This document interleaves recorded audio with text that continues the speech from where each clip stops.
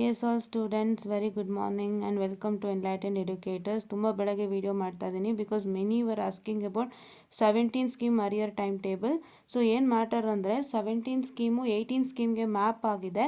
So ಅದನ್ನು ನಾನು video ಮಾಡಿದ್ದೀನಿ, ಬಟ್ ತುಂಬ ಜನ ಇನ್ನೂ ಪ್ರಶ್ನೆ ಮಾಡ್ತಿದ್ದೀರಾ. So what is in my mind is I need to clear that again so that everybody will get to know about this. ಇಲ್ಲಾಂದರೆ 17 ಸ್ಕೀಮ್ಗೆ ಟೈಮ್ ಟೇಬಲೇ ಬಂದಿಲ್ಲ ಅರಿಯರ್ಸ್ಗೆ ಅಂತ ಕೂತ್ಕೊಂಡ್ಬಿಡ್ತೀರಾ.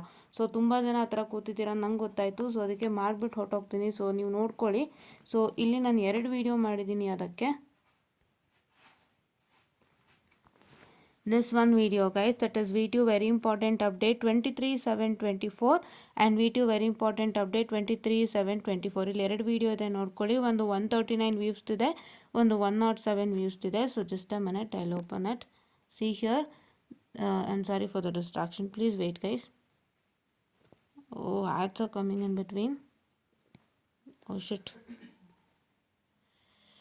Oh my god, these ads are coming. It's okay. This one video and this one video. Okay, which video you clicked on, you got it right. So those 2 videos will watch so that you'll get to know what is the matter and update. So 17 ಸ್ಕೀಮ್ಗೆ ಹೊಸದಾಗಿ ಅರೇ time table ಬರಲ್ಲ, ದಯವಿಟ್ಟು ಅದನ್ನು ಅರ್ಥ ಮಾಡಿಕೊಂಡು you will make sure that you're going to work it on 18 scheme subjects examination equivalent to your subject which you have not cleared it. Okay, ತ ಹೇಳ್ತಾ I'll just wind up the small session guys. Hope you all are getting it. ಮತ್ತೆ ಹೇಳ್ತಾ ಅದನ್ನು ಕೇಳಿಸ್ಕೊಂಬಿಡಿ.